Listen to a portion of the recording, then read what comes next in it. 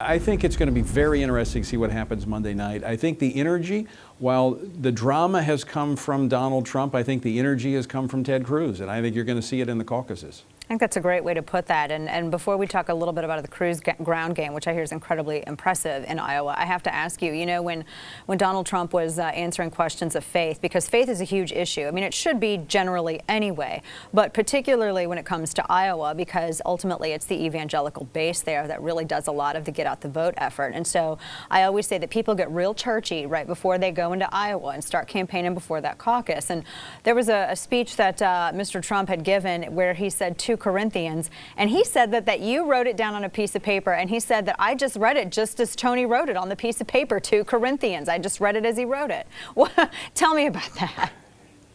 Well, guilty as charged. I wrote it down as you'd find it in any Bible in the country. Right. 2 Corinthians, 2 Corinthians, right. 3:17. Let me give you the backstory to that, Dana.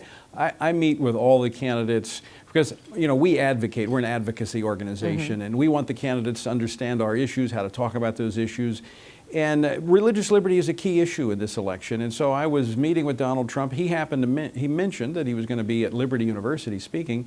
I said, I'm a graduate of Liberty. And he said, oh, can you give me a couple things that might help me connect? And so I gave him the theme verse of Liberty University, which is 2 Corinthians 3:17, where the Spirit of the Lord is, there is liberty. Right. I didn't think that I would have to explain that 2 is pronounced second when you're talking about books of the Bible. But what was more telling was his response to it than the fact that he just didn't get it right. You got to take responsibility for what you do, and if you don't get it right, you don't understand it, you say so.